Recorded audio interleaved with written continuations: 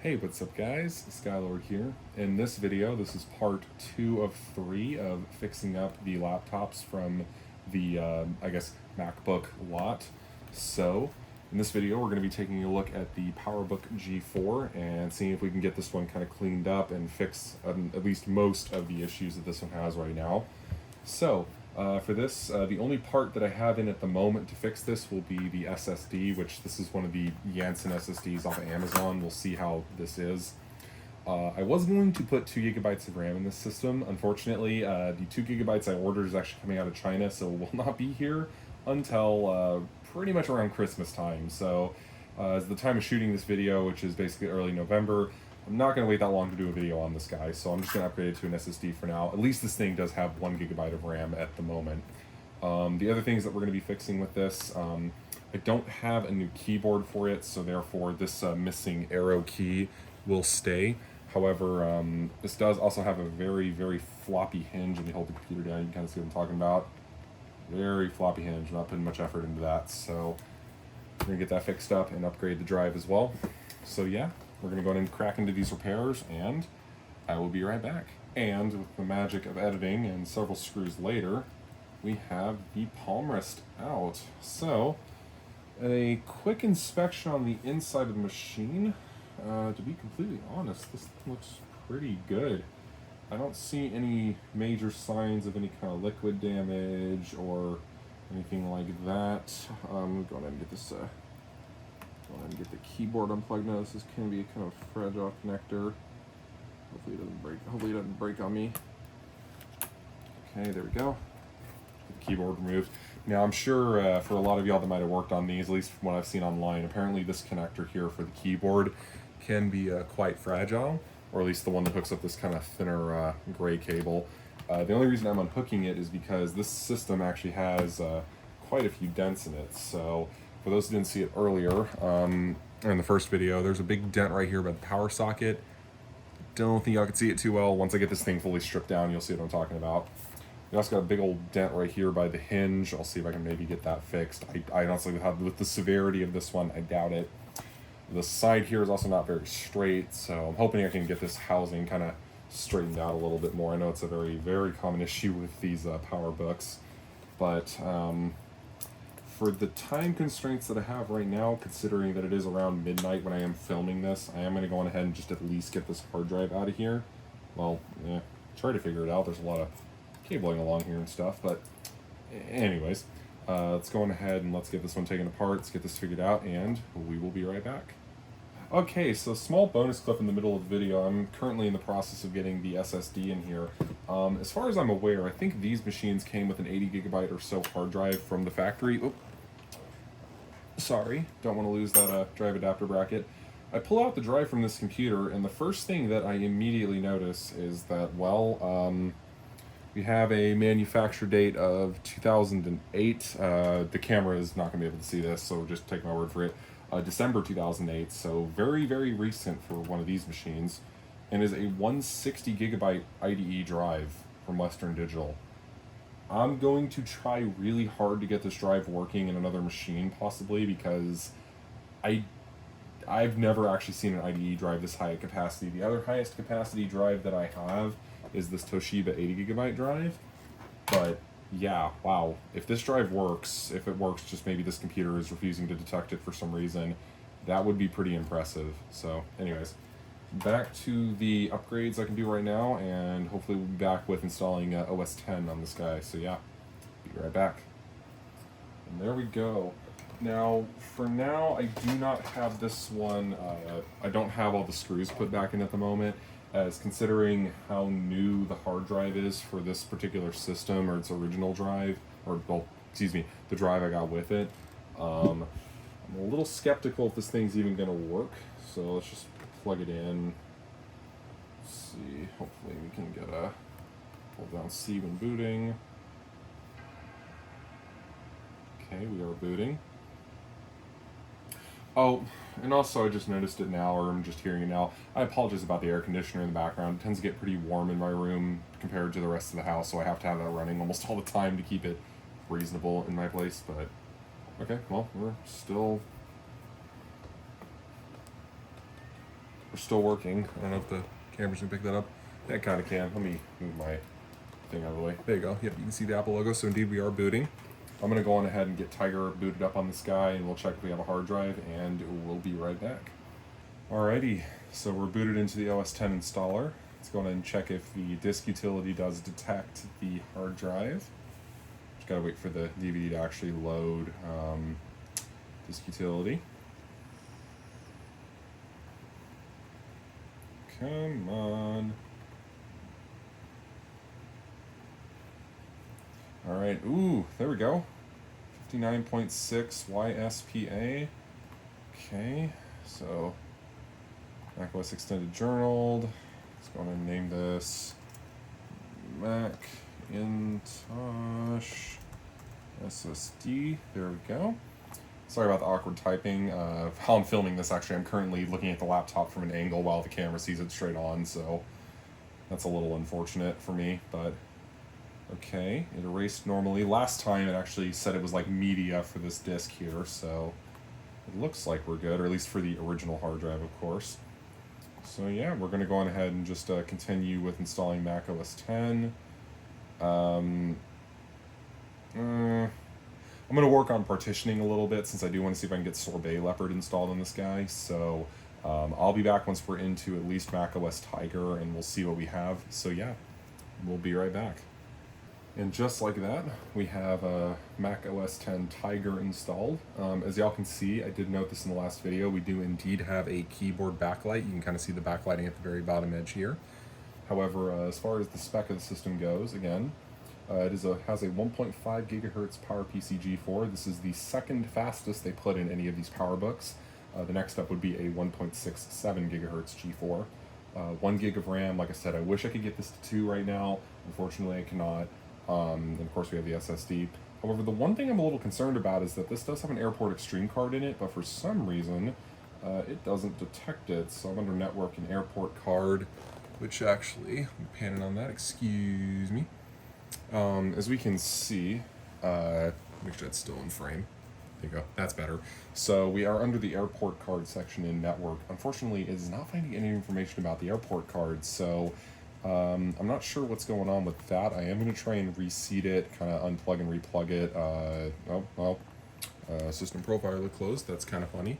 But anyways, otherwise it is working. I am going to just work on that airport card, see if I can get it working real quick. Otherwise, the next step for this thing is to get the dents straightened out, and then down the road after this video, I'll get 2 gig of RAM in here, and we'll have a pretty halfway decent later along the line PowerBook G4. But anyways, be right back. Hopefully we can get that Wi-Fi card fixed. Alright, and after reseating the Airport Extreme card, we indeed do have wireless on this guy. So as we can see up here, we are connected to Wi-Fi. Oops, sorry, I'm looking through the viewfinder right now, making sure y'all can actually kind of see that. So we are indeed on Wi-Fi. So just to connect that, I'm going to go on ahead and do a software update, because this OS X Tiger install is actually just 10.4, not 10.4.11 or anything like that. So we should get new software over this. Of course, the connection on this thing is like really weak for some reason. It's only showing 2 out of 5 bars up there. I'm not sure what's going on with that. But if I'm assuming while we're checking for software update, if we go back into more info, there we go, airport card, we should get something here. There we go. Haha. Nice. Alright, so that is indeed working well. So we'll check on software update in the meantime. Go on ahead and actually get these all closed down because I don't need them anymore. There we go. So we were able to indeed fetch updates for macOS. I'll go ahead and get these all installed off camera. Let's see. Enter my super secret password that I can't type incorrectly. Love to see that. There we go. Agree. Yeah. Just do it. There we go.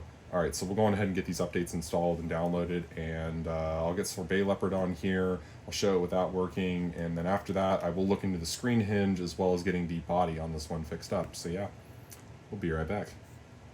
And we are back. So I am shooting this clip quite a while after the original recordings. Just have the computer back together temporarily, or the PowerBook. As we can see here, I'm going to hold down the screen. Let me actually rotate this a little more to its side. As we can see here, putting a fair bit of effort into that. This screen hinge is nice and tight again. I was able to get in and tighten up the screws. Sure enough, it is the same as the other hinge designs from Apple, which on this particular model and even the MacBook Pros that succeeded it, generally is pretty good, but just, you know, screws get loose over time. It happens. However, the even bigger one is that we do indeed now have Sorbet Leopard installed on here. Let me just that screen brightness a bit so y'all can maybe see that a bit better. Come on. There we go.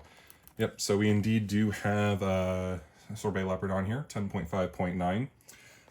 Nothing much has changed, unfortunately, since the last clip. I still don't have the 2 gig of RAM in, but it's good enough for now. But yeah, we indeed do have Sorbet Leopard on here. Another fix I did too is I noticed the F2 key, or the brightness adjustment key, actually was like really stuck, and I found that I don't know how well this is going to come up on camera, but there was this really tiny little piece of plastic. You might be able to see it on the, oh, never mind, that's out of frame. You might be able to see it on the palm rest right here. This little tiny piece of clear plastic was just kind of wedged in the keyboard. So obviously, I don't need that anymore. Oh, well, I didn't quite go far enough. Actually, it's going in the garbage anyways. So the next step on this system is we're going to go on ahead and get this one torn pretty much almost down to just the bare bottom pan. As from, if y'all remember, this one does have that really nasty gouge right by the power socket here. So pretty big dent. I'm going to try and get that straightened out, see if I can make it a little better. But yeah, for now we have a tight screen hinge, and I'll get that fixed. We'll get this kind of cleaned up as it is a little grungy, and then we will be good to go. So yeah, we will be right back. This was a lot to tear down. However, as we can see here at the pan, we indeed have this area completely exposed, and yeah, you can really see the severity of that dent. So we're gonna get that straightened out. However, the unfortunate part about this, it doesn't seem to have damaged it completely, is that the power socket, yeah, you can see that pretty well. The power socket, unfortunately, has actually become damaged. So it's kind of sucks. It's not perfectly straight. Hopefully me straightening the housing doesn't hurt anything. But yeah, otherwise, this is a PowerBook pretty much completely torn down, minus the DVD drive and hard drive. But obviously the hard drive not being a mechanical drive isn't going to be a big deal. I'll just leave that in just for sake of ease of reassembly. But yeah, let's go on and let's get this guy straightened out, and we will be right back. I apologize about the mess. We're in the middle of some construction here, so this back patio area where I'm working at the moment isn't quite the best. But as we can see here, we have the dent, what I would call reasonably straightened out. Unfortunately, because of how severe the dent was on the one side, regrip here, on the side near the modem, I wasn't able to use the block of wood like I was wanting to not scratch up the aluminum. So I did have to go with the screwdriver here. But yeah, I would generally say that it turned out okay. The next step is to get the 1,000 pieces and parts back together for this guy, and hopefully we can consider this project for the most part done. So yeah, I'll be back once this guy is fully assembled, and we'll do a little overview. And here, folks, we have the pretty much as final as I can get product for recording this video. Go on ahead and get that back there, which is mainly showing the keyboard backlight working. So after some cleaning, after a bit of fixing, and after some tinkering, go on ahead and remove the charger real quick and shut the laptop. As we can see here, the progress on the dent on the side. I really wish I had a better light over here. Maybe I can raise this up. Ah, there you go. Yeah, you can definitely see that. Let me try and raise it up a little bit here. So as we can kind of see, mainly by the power jack right beside the Ethernet port, as you can see, the dent is still there. But the side is certainly a lot more flat and not quite as concave in as it was earlier. So my little straightening method did indeed work. Gonna need this back. The battery in this guy does work, but it's very weak, as I'm sure y'all probably saw in the part of the unboxing on these. If you didn't, you should definitely watch that. But anyways, so, well, the latch piece up top here is still broken. That likes to kind of sit flush like that, but I think the bigger thing out of all of this is actually the specification of the machine. Let me go on ahead and adjust my camera to center up on the viewfinder. Let's actually adjust that brightness down a little bit, not overexpose the screen so much. By a surprise shipment right in the middle of actually getting this guy fixed while I was outside, I got a notification while I was on my phone. We actually did manage to get the 2 gigabytes of RAM in for this thing, so is that very visible at all? I'm going to move it up a little closer. That looks pretty good on the viewfinder. So yeah, we do indeed have 2 gigabytes of RAM, still the same 1.5 gigahertz G4 system, and on top of that, let me scoot that back a little bit. Again, just to show, we do have the Mobility Radeon 9700 GPU with 128 megabyte of video RAM, which was actually an optional upgrade at the time, so that's really cool. Beyond that, like I said, the battery does work, albeit barely. It pretty much doesn't hold any charge. It's good enough to move it to a different location, but that's about it. So yeah, that is what we are looking at here. So I say overall, this machine cleaned up very well and is going to be a pretty nice addition to my collection, as I don't really plan on selling this thing for the time being. So yeah, I personally think that this aluminum G4 is going to fit very well beside my titanium G4 here. So I didn't make a video on this one because this system was working completely fine when I got it. I just only stuck an SSD in here, kind of like this one. But this one is a 1 gigahertz titanium PowerBook, and we also have the aluminum PowerBook here. This isn't the DLSD-HR model or the very, very last one they made, but it's pretty close. So I'd say I have a pretty reasonably complete G4 setup, especially for, I'd say about $200 or so between the two systems. But anyways, I hope you guys enjoyed the video, and I will see you all in the final part of fixing up these the lot of systems with the aluminum MacBook. So hope you guys enjoyed the video again, and thank you all for watching. Peace out.